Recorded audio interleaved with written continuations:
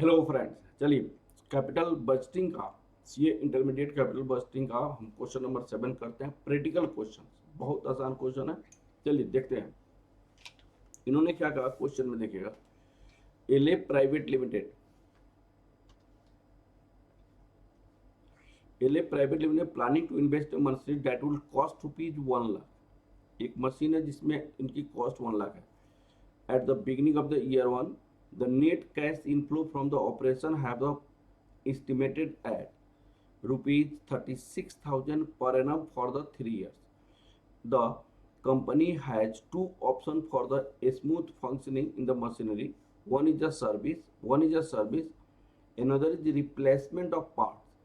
एक में smooth running का दो ऑप्शन है, या तो आप सर्विस लीजिए या आप पार्ट को आप रिप्लेस कर दीजिए।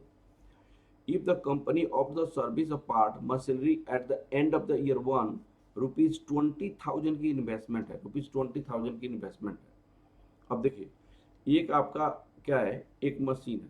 सुनिए, आप एक मशीन में आपकी इन्वेस्टमेंट कितनी है। आप देखिए एक इन्वेस्टमेंट आपका कितनी है, ₹1,00,000, 1,00,000 की इन्वेस्टमेंट है। ठीक है, 1,00,000 पैसा गया, 0 ईयर में गया। 1 साल के बाद आपको इसको सर्विस कराना पड़ेगा। और सर्विस कराने में आपको फिर आपको 20,000 रुपीज़ की आपकी इन्वेस्टमेंट है 1 साल के बाद। और ये हर एक साल पैसा आएगा 3 साल तक, एन साल 2, 3, हर एक साल पैसा आएगा 3 साल तक।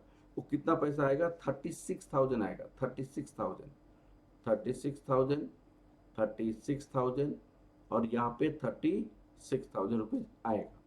ठीक है, scrap value at the end of this, ये 25th ईयर के बाद आपकी स्क्रैप वैल्यू कितना आ जाएगा, 25,000 रुपीज आपके पास स्क्रैप वैल्यू आ जाएगा। ये क्वेश्चन आपको बोली गई है। However, if the company decided not to service part the part, then it will have to be replaced at the end of the second year. अगर सर्विस सेकेंड ईयर में, first year में नहीं कराता है तो सेकेंड ईयर में उसको replace करना पड़ेगा। और रिप्लेस करना पड़ेगा के लिए उसको कितना खर्च करना पड़ेगा, 30,800। अब देखिए एक तो ऑप्शन ये था, दूसरा ऑप्शन क्या है, अल्टरनेटिव। दूसरा ऑप्शन आपको पास यहाँ पे आ गया। दूसरा ऑप्शन उन्होंने क्या कहा कि देख भाई, आप खरीदोगे 1,00,000 में, 1,00,000 में मशीन को क्या करोगे, खरीदोगे। ठीक है, पहले साल चलाओगे 36,000 आएगा, दूसरे साल चलाओगे 36,000 आएगा, तीसरे साल चलाओगे 36,000 आएगा, चौथे साल चलाओगे 36,000 आएगा। लेकिन आपको सेकेंड ईयर में पार्ट को रिप्लेस करना पड़ेगा, जो पार्ट आपको प्रॉब्लम कर रहा है उसको रिप्लेस करना पड़ेगा। इसके लिए सेकेंड ईयर में आपको इन्वेस्टमेंट करना पड़ेगा। अब वो इन्वेस्टमेंट कितनी है, 30,800 की इन्वेस्टमेंट है। यहाँ पे 30,800 का आपको इन्वेस्टमेंट है, 30,800 का इन्वेस्टमेंट है।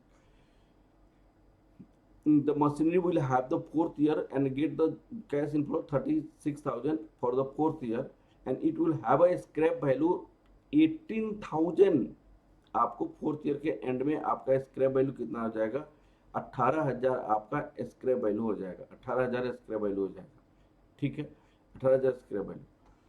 अब आपको उन्होंने कहा assume the cost of capital is 10%। Cost of capital आपका क्या है, 10%। Determine the purchase of this machinery on the net present value of each case. उन्होंने if the supplier give the discount ₹10,000 for the purchase, what would be your decision. अगर 10,000 का discount supplier दे दिया, अगर 10,000 का discount देने का मतलब क्या हुआ कि आपका प्रेजेंट वैल्यू 0 ईयर में -10,000 यहाँ पे माइनस करोगे, यहाँ पे 10,000 माइनस करोगे, दैट इक्वल टू आपको 90,000 की आउटफ्लो होगा, आउटफ्लो 90,000 का होगा। तो ये इतना सिंपल क्वेश्चन है कि क्या कहा जाए। इसमें आपको फर्स्ट केस में जो रेड वाली केसेज है, रेड वाली केसेज में आपको क्या करना पड़ेगा, यहाँ पे रेड वाली केसेज में आपको present value of cash inflow बताना पड़ेगा। तो यहाँ पे हम ईयर लिखेंगे। रेड वाली केसेज को मैं बता रहा हूँ, रेड वाली केस को मैं कलर चेंज कर देता हूँ। रेड वाली केस को मैं बता रहा हूँ, फर्स्ट ऑप्शन का यहाँ पे 0, 1, 2, 3। अब देखिए कैश का फ्लो क्या होगा, कैश का फ्लो क्या होगा। यहाँ पे पहले तो आप बिना डिस्काउंट का बना लीजिए, 1,00,000 रुपया आपके पास पैसा गया, 1,00,000 रुपया गया। फर्स्ट ईयर में हमारे पास 36,000 आया, लेकिन फिर 20,000 आपका गया, तो ये 16,000 रुपया आया, अल्टीमेट के तो 16,000 ही आया। आपको थर्ड सेकेंड ईयर में 36,000 रुपीज आया, और यहाँ पे भी 36,000 प्लस 25,000, 36,000 प्लस 25,000, हमारे पास 61,000 रुपीज आएगा। 36,000 प्लस 25,000। अब इसकी प्रेजेंट वैल्यू फैक्टर हमें निकालनी है एट द रेट ऑफ 10%। तो यहाँ पे जब जीरो ईयर का तो क्या होता है 1 हो जाता है, और यहाँ पे 0.909 हो जाएगा, और यहाँ पे 0.826 हो जाएगा, यहाँ पे 0.751 हो जाएगा। अब इसकी प्रेजेंट वैल्यू मुझे निकालना पड़ा, इसकी प्रेजेंट वैल्यू, तो प्रेजेंट वैल्यू कितना होगा -1 लाख, -1 लाख आपकी इन्वेस्टमेंट है। यहाँ पे 61,000 इंटू 0.751, तो ये आपके पास आ जाएगा 45,811,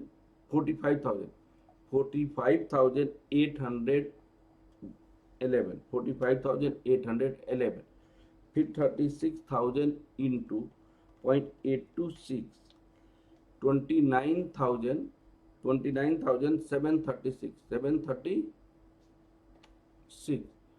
अब आपको यहाँ पे 16,000 इंटू 0.909 मल्टीप्लाई करेंगे तो 14,544। तो आपका ये तीनों का जो कैश का इनफ्लो होगा, यहाँ पे कैश का इनफ्लो जो होगा वो तीनों का कितना हो जाएगा आपका, ऐड करेंगे तो यहाँ पे 90,091 ये कैश का इनफ्लो हो गया।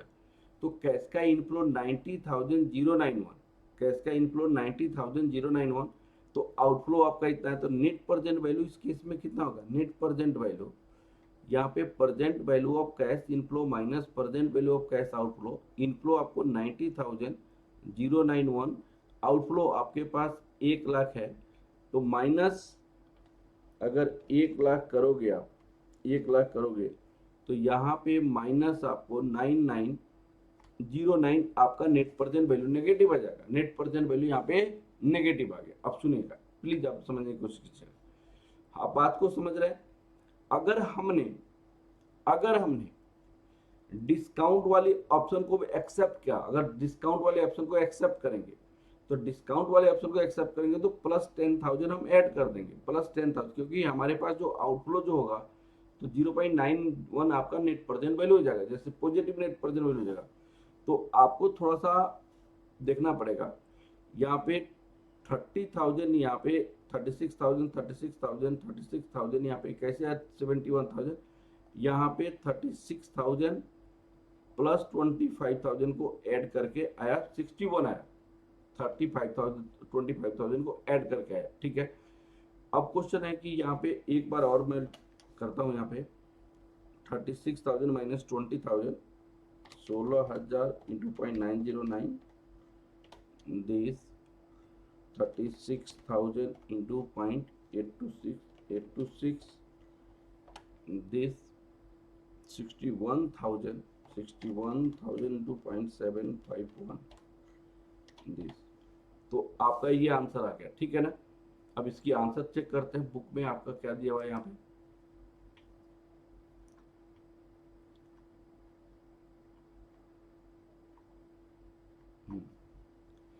1 लाख रुपया गया फर्स्ट ईयर में,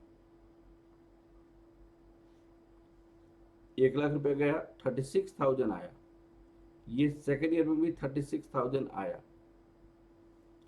थर्ड ईयर में 36,000 आया, थर्ड ईयर में आया। तो इसकी प्रेजेंट वैल्यू फैक्टर निकाल के यहाँ पे इतना आया, वो तो डिस्काउंटिंग फैक्टर के कारण थोड़ा सा प्रॉब्लम आ गया होगा, इतना आया। ठीक है, ठीक है, इतना आया। हमने भी ऐसे ही किया है, यहाँ पे इसको अगर ऐसे नहीं करके हमने जैसे बनाया वैसे भी बना सकते हैं, वो आंसर आया।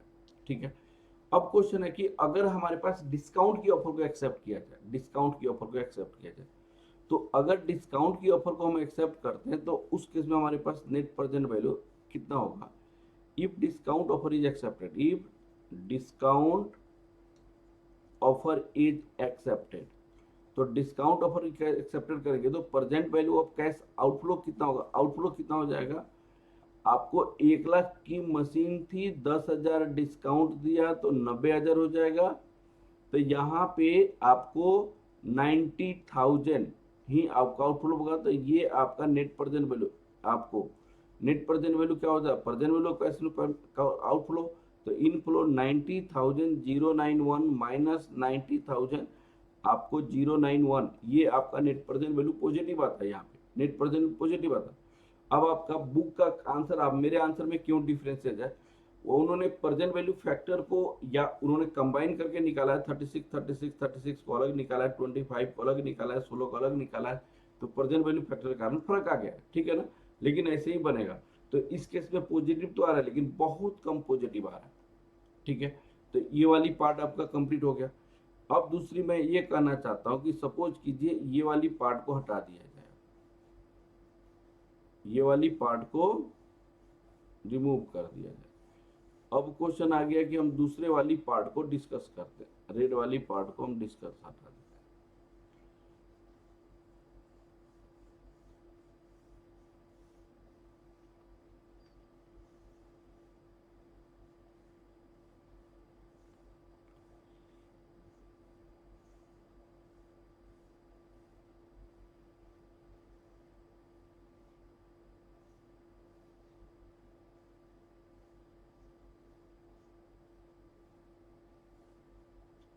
दूसरे इस वाली पार्ट को डिस्कस करते हैं।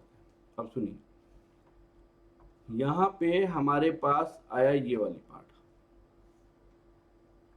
चलिए, उन्होंने कहा कि 1 लाख रुपया हम इन्वेस्ट करेंगे, 4 साल तक 36,000 आएगा। दूसरे साल में पार्ट को रिप्लेस करना पड़ेगा, और रिप्लेस करेंगे तो 30,000 आ जाएगा, 30,800 में रिप्लेस करेंगे। तो भाई इसका नेट प्रेजेंट वैल्यू क्या होगा। तो सुनिए, जैसे बुक ने बनाया है, आपको देखिए बुक ने क्या किया है, यहाँ पे माइनस 1 लाख रुपया गया फर्स्ट ईयर में, अभी बिना डिस्काउंट का डिस्कस कर रहे हैं, प्लस 36,000 4 साल आया, 36,000 into present value annuity factor 10% 4 साल। लेकिन आपको 5वें साल में भी आया 18, चौथे साल में भी आया 18,000, प्रेजेंट वैल्यू फैक्टर 10% 4 साल। फिर दूसरे साल में गया 30,800 इंटू प्रेजेंट वैल्यू फैक्टर 10%, ये दूसरे साल का इसलिए लिखेगा। अब आप देखिए, माइनस 1 लाख रुपीज गया, 36,000 आया, 4 साल आया, तो 1.1 1 2 3 4, तो 0 पॉइंट यहाँ पे 3.17 हो जाएगा, 3.17। यहाँ पे प्लस 18,000 रुपया, 18,000 रुपया को यहाँ पे 4 साल का 0.683 हो जाएगा, 683 माइनस ये चौथे साल में आया, लेकिन ये सेकेंड ईयर में 30,000 इंटू 0.826 हो जाएगा, 826 चौथे साल का है। अब इसकी प्रेजेंट वैल्यू निकालिएगा आपको, 36,000 इंटू 3.17, ये लिख दिया गया, 18,000 इंटू 0.683, ये आपके पास आ गया। आउटफ्लो तो इनफ्लो तो ये दोनों का आ गया, इस दोनों से इनफ्लो हमारे पास आ गया, इससे और इससे दोनों को ऐड करेंगे तो हमारे पास आ गया 1,26,414। आउटफ्लो में माइनस 1 लाख है, माइनस 1 लाख है, और यहाँ पे माइनस ये 30,000 सेकेंड ईयर में है तो 0.826। अब 30,000 इंटू पॉइंट 30,800 था, आई थिंक 30,800 था। तो आपको 30 यहाँ पे 30,800 इंटू 0.826 माइनस 25,000 441। तो अब आप देखिए प्लस 1,00,000 माइनस दिस, तो ये आपके पास नेट प्रेजेंट 973.2, ये आपका नेट प्रेजेंट बिल होगा। 973.2 आपका नेट प्रेजेंट बिल हो जाएगा। तो पहले केस में तो नेगेटिव नेट प्रेजेंट वैल्यू था, दूसरे केस में 973 नेट प्रेजेंट वैल्यू है। तो आपको इस केस में क्या करेंगे, हम आपको एक्सेप्ट करेंगे सेकंड वाली ऑप्शन को। दूसरी बात है, आपको देखिएगा क्वेश्चन बोला अगर डिस्काउंट दिया जाता तो, डिस्काउंट दे दिया जाता तो डिस्काउंट यदि देते तो यहाँ पे जो -1,00,000 है वो 10,000 और इसमें ऐड कर देते तो -90,000 ही होता। तो नेट प्रेजेंट वैल्यू हमारे पास 10,000 से इंक्रीज कर जाता। तो 10,000 प्लस 973.2, तो 10,973.2 नेट प्रेजेंट वैल्यू आता। तो कौन सा दोनों में से कौन सी ऑप्शन बेस्ट है? सेकंड वाली ऑप्शन आपके लिए बेस्ट है, सेकंड वाली ऑप्शन आपके लिए बेस्ट है। तो यहीं पे आंसर सेकंड वाला के लिए भी निकाला है।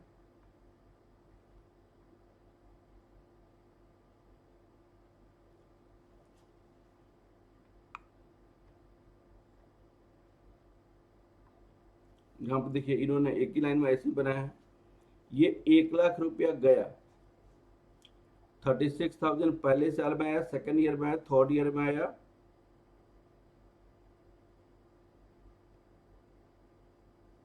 और फोर्थ ईयर में भी आया। सेकेंड ईयर में ये पैसा गया, फोर्थ ईयर में आपको 36,000 प्लस 18,000 ये आया। तो दोनों को जोड़ गए तो 54,000 आ जाएगा। फोर्थ ईयर का इन्होंने ऐसे एक साथ लिख दिया है। तो ये आपका पॉजिटिव नेट प्रेजेंट वैल्यू आ गया, पॉजिटिव नेट प्रेजेंट वैल्यू आ गया, ठीक है। अब आपको डिस्काउंट के केसेस करोगे तो ये इतना नेट प्रेजेंट वैल्यू आ जाएगा, ठीक है। तो ऑप्शन सेकंड आपके लिए बेस्ट है, ऑप्शन सेकंड बेस्ट है। अब नेक्स्ट क्वेश्चन देखिएगा, नेक्स्ट क्वेश्चन आपका ये क्वेश्चन कंप्लीट हो गया 7। नेक्स्ट क्वेश्चन ये वाला क्वेश्चन देखिए, ये वाला क्वेश्चन बहुत आसान क्वेश्चन है। ये क्वेश्चन नंबर है 8, question number 8। Nowjuni Hospital is considering to purchase a machine for the medical projection radiography which is priced rupees 2 lakh. एक मशीन इन्होंने परचेज किया हुआ है जिसकी प्राइसेज आपको रुपीज कितनी है, 2 लाख रुपया है, ठीक है, 2 लाख रुपया है। The projected life of the machine is 8 years and has expected salvage value 18,000। ये जो लाइफ है वो 8 years है, 8 ईयर के बाद इसकी स्क्रैप वैल्यू कितनी है, 18,000 है, 18,000 है, स्क्रैप वैल्यू 18,000 है। तो भाई इसकी डेप्रिसिएशन निकाला जा सकता है। 2 लाख की मशीन है, 18,000 इसकी स्क्रैप वैल्यू है, 8 साल के बाद 2 लाख का मशीन है माइनस 18,000 डिवाइड 8, ये 22,750 इसकी डेप्रिसिएशन आ जाएगा, ठीक है। यहाँ तक क्लियर हो गया। The annual operating cost of the machine is 22,500, it is expected cash generated 1,20,000। देखिएगा यहाँ पे 1,20,000 रुपया हमें इससे रिवेन्यू आएगा, जिसमें ऑपरेटिंग कॉस्ट आपको 22,500 होगा। तो आपको 1,20,000 में -22,500 माइनस कर दोगे तो आपको हर एक साल 97,500 होगा, हर एक साल 97,500 आपके पास कैश का इनफ्लो आएगा, ठीक है। यहाँ तक it is expected to generate this 8 years। Presently the hospital it outsourcing the radiography work negotiation। Hospital पहले दूसरे को काम करने के लिए देता था रेडियोग्राफी से, वहां से नेट ऑफ टैक्स उनको क्या है 36,000 per annum, 36,000 per annum net of tax, 36,000 per annum का आपको क्या मिल रहा है, 36,000 पर एनम का वहां से पैसा आता था। जब खुद का रेडियोग्राफी आप कर लेंगे तो 36,000 जो आता था वो नेट ऑफ टैक्स है, 36,000 नेट ऑफ टैक्स है आता था, वो आना बंद हो जाएगा, वो आना आपके पास बंद हो जाएगा। जब वो आना बंद हो जाएगा तो आपके लिए वो लॉस हो जाएगा। तो ये आपको नेट ऑफ टैक्स है, ये टैक्स के बाद 36,000 आ रहा था, इसलिए टैक्स के बाद इसको माइनस करेंगे रिवेन्यू से। अब देखिए आपका earning before interest and tax, यहाँ पे ये क्या हो जाएगा, earning before depreciation and tax 97,000। तो यहाँ पे क्या कर देंगे, लेस डेप्रिसिएशन, डेप्रिसिएशन माइनस करेंगे 22,500। तो डेप्रिसिएशन माइनस करेंगे तो अर्निंग बिफोर टैक्स हो जाएगा। अर्निंग बिफोर टैक्स कितना आ जाएगा भाई, इसको कलर चेंज कर दीजिए, रेड कर दीजिए ताकि और अच्छा रहेगा। अर्निंग बिफोर टैक्स कितना हो जाएगा, earning before tax, earning before tax तो 97,500 माइनस 22,500, ये आपके पास 75,000 है। Less tax, tax tax rate आपको क्वेश्चन में दिया हुआ है 30% दिया हुआ है, tax rate 30%, cost of capital 10% दिया हुआ है क्वेश्चन में। तो अगर आप टैक्स 30% करोगे, 30% तो आपका इंटू 0.3 कर दोगे तो 22,500 हो जाएगा, 22,500। तो अर्निंग आफ्टर टैक्स कितना हो जाएगा, earning after tax, earning after tax, earning after tax आपका कितना हो जाएगा 52,500। इस पे ऐड डेप्रिसिएशन करते हैं, डेप्रिसिएशन को आप ऐड कीजिएगा। तो 22,500 आपने डेप्रिसिएशन को ऐड किया, तो आप 22,500 डेप्रिसिएशन को ऐड करोगे, 22,500 टैक्स 22,750, 22,000 गलत हो गया, यहाँ पे 750 था भाई, 22 ये 750 था, यहाँ पे 97,500 में यहाँ पे थोड़ी सी मिस्टेक आ गई, कितनी हो गई, चलो भाई यहाँ देखो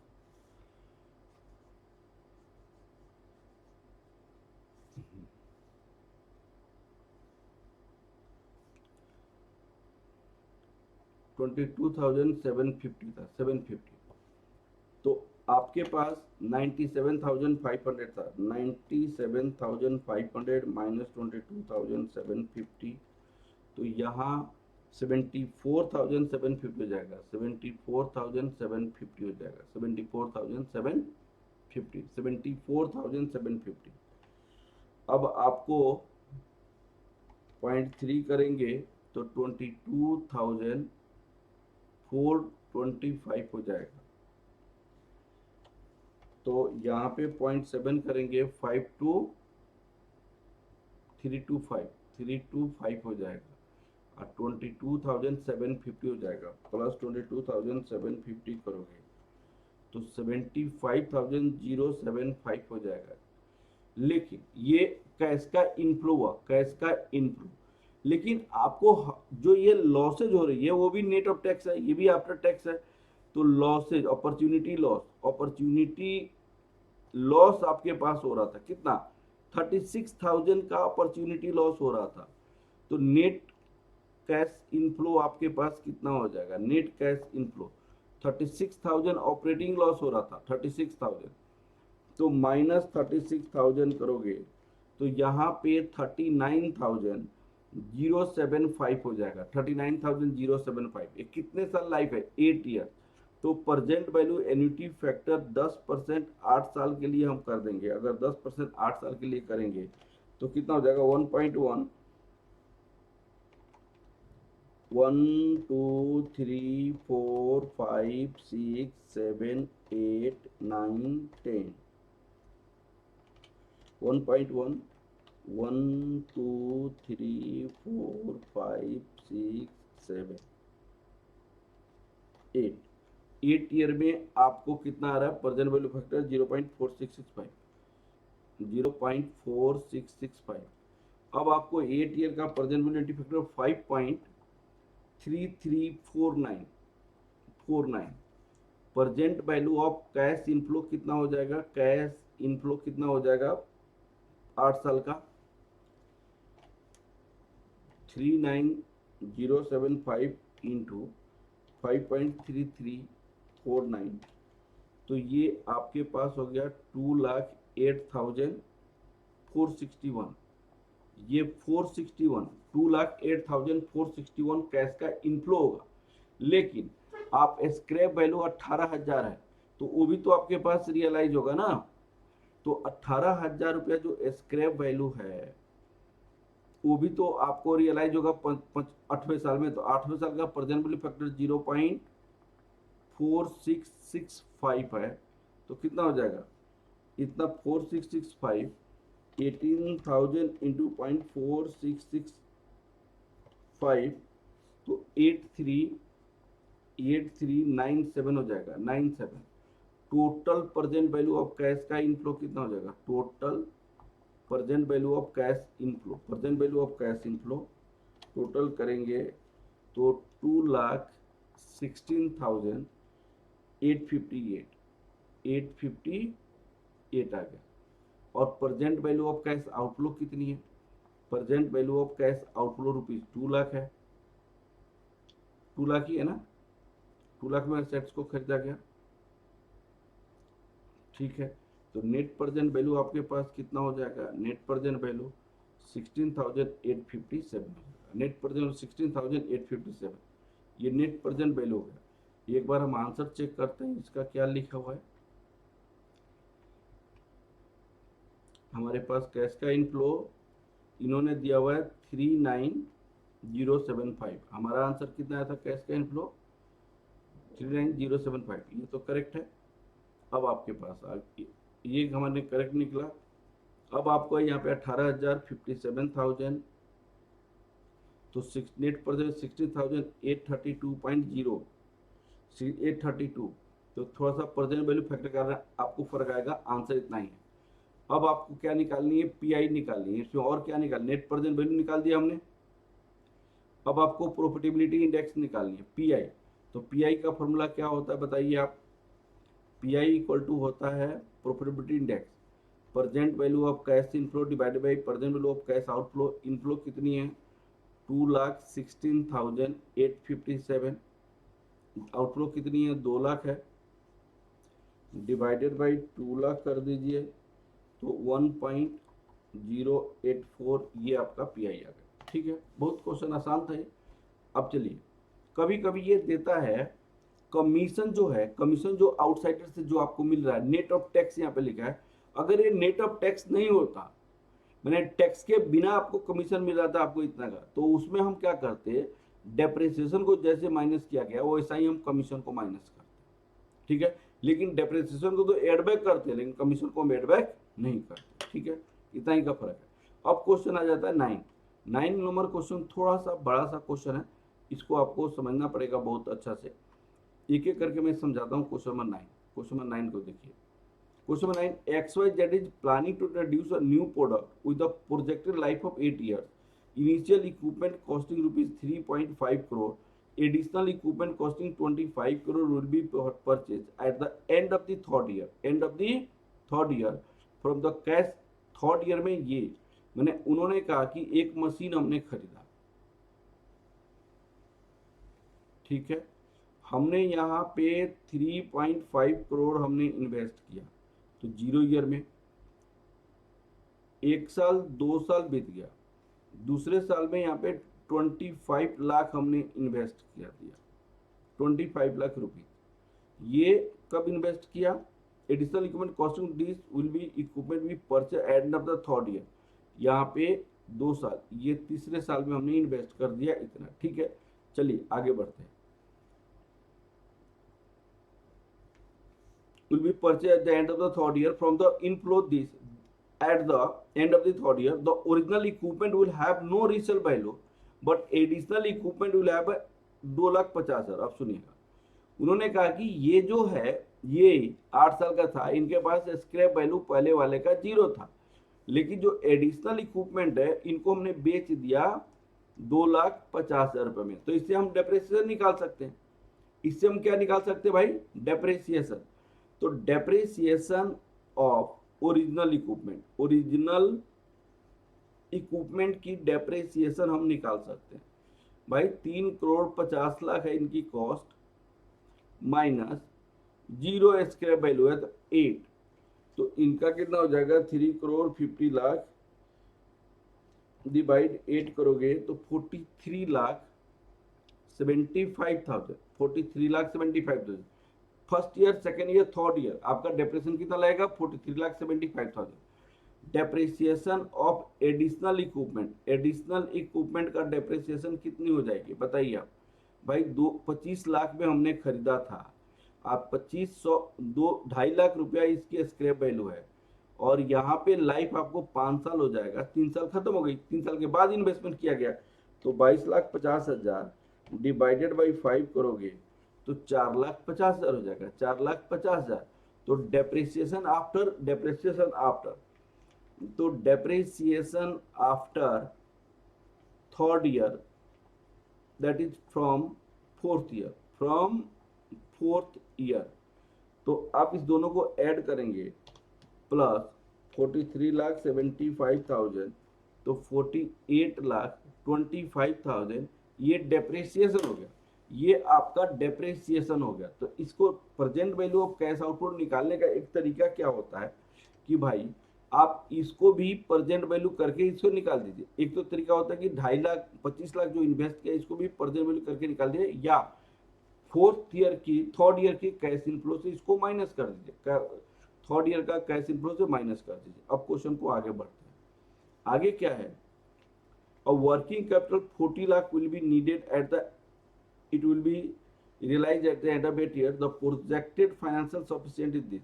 अब देखिए इसकी एक वर्किंग कैपिटल भी चाहिए, तो वैसे हमने इन्वेस्टमेंट कितना किया है, तो present value of cash outflow निकालेंगे, कैश आउटफ्लो, तो हमने आपको 3.5 करोड़ हमने इन्वेस्ट किया, 3.5 करोड़ इनिशियली इन्वेस्ट किया, 0.40 करोड़ हमने working capital as a working capital invest किया, तो 3.90 करोड़ हमारी क्या हो गई?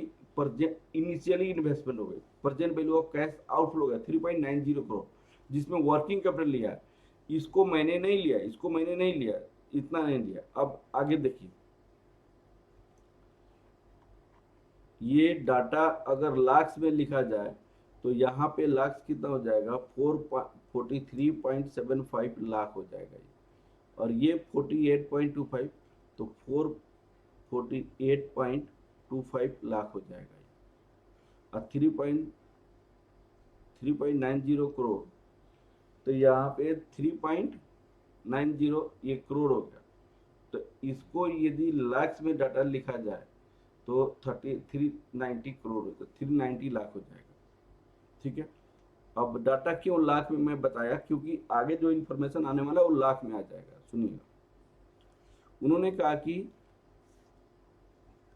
ये हम प्रोडक्शन कर रहे हैं, उतना इन्वेस्टमेंट करवा दे, ये हमारी प्रोडक्शन 72,000 फर्स्ट ईयर में, सेकेंड में 1,08,000, थर्ड ईयर में 2,60,000, 4 to 5 ईयर में 2,70,000 यूनिट प्रोडक्शन करेंगे, और 6,08,000 यहाँ पे प्रोडक्शन करेंगे। अब सुनिएगा, यहाँ पे उन्होंने क्या कहा कि सेलिंग प्राइस आपको 240 है, तो यहाँ पे 240 से मल्टीप्लाई करोगे, 240 से मल्टीप्लाई करोगे, 240 से मल्टीप्लाई करोगे, 240 से मल्टीप्लाई करोगे, 240 से मल्टीप्लाई करोगे, तो ये आपका सेल्स रेवेन्यू आ जाएगा। अब देखिएगा, यहाँ पे अगर मान लीजिए 72,000 इंटू 240 मल्टीप्लाई करोगे तो आपको आ जाएगा 1,72,80,000, यहाँ पे आ जाएगा 1,72,80,000 आएगा।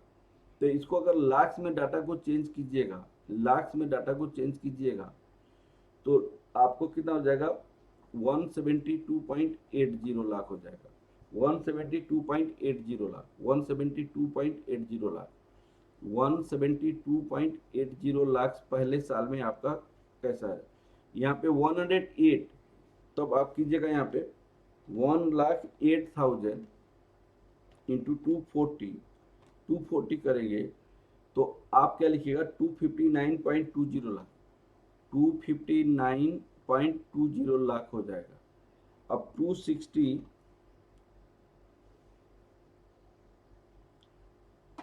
2,60,000 इंटू 240 करोगे तो यहाँ पे 624 लाख हो जाएगा, 624 लाख हो जाएगा। और यहाँ पे 270 इंटू 240 करोगे तो 648 लाख हो जाएगा। और यहाँ पे 180 इंटू 240 करोगे तो 432 लाख हो जाएगा। अब आपको ये आपका सेल्स हो गया। अब सेल के बाद उन्होंने कहा कि 60% of sales revenue as a variable cost, तो 60% वेरिएबल कॉस्ट निकाल लेंगे और 36 लाख आपको क्या है, फिक्स कॉस्ट 36 लाख है, तो इससे कैश का इनफ्लो आ जाएगा।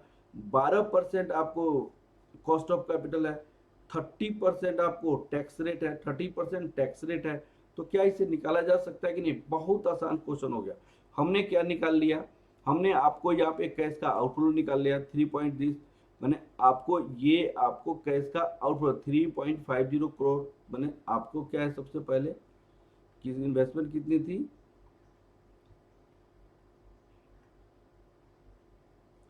इन्वेस्टमेंट थी 3.5 करोड़, मैंने 3 करोड़ 50 लाख, ठीक है, और एडिशनल 25, तो ये हमारे पास कैश का इनफ्लो आ जाएगा। ये सारे लाख्स में डाटा आ गए, ठीक है।